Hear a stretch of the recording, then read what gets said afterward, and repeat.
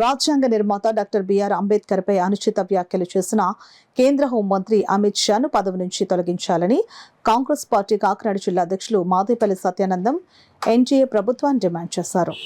హోంమంత్రి అమిత్ షా అంబేద్కర్ పై చేసిన అనుచిత వ్యాఖ్యలకు నిరసనగా దళిత హక్కుల పోరాట సమితి నాయకుడు సాక రామకృష్ణ ఆధ్వర్యంలో పీఠాపురం ఇందిరానగర్ అంబేద్కర్ విగ్రహం వద్ద నిరసన కార్యక్రమం చేపట్టారు.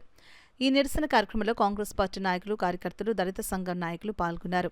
అమిత్ షా వెంటనే అంబేద్కర్కు క్షమాపణ చెప్పాలని నినాదాలు చేశారు. ఈ సందర్భంగా కాంగ్రెస్ పార్టీ కాకినాడ జిల్లా అధ్యక్షులు మాదేపల్లి సత్యానందం, దళిత సంఘ నాయకుడు సాక రామకృష్ణ మీడియాతో మాట్లాడారు. కార్యక్రమంలో నాగేశ్వరరావు, ముల్లెటి సూర్యనారాయణ, గంటా సత్యనారాయణ, వాసుపల్లి వాసు, భద్రారావు, ప్రసాద్ తదితరులు పాల్గొన్నారు. అమిత్ షాని వెంటనే పత్రం చేయాలని మన దేశ రాష్ట్రపతి గారికి మెమోరాండం సమర్పించడం జరుగుతున్నది.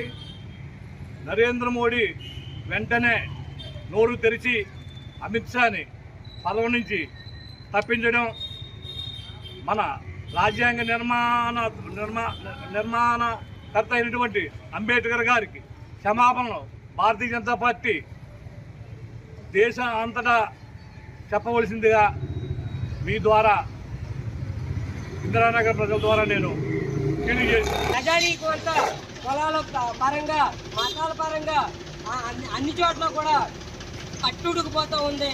అలా ఇలాంటి పరిస్థితుల్లో హోమ్ మినిస్టర్ అయినటువంటి అమిత్ షా మనకి డాక్టర్ అంబేద్కర్కి బహిరంగ క్షమాపణ చెప్పాలి.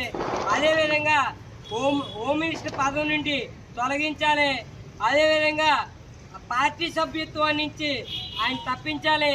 ఇవన్నీ జరగాలంటే నరేంద్ర మోడీ నోరెత్తవలసిన అవసరం ఉంది.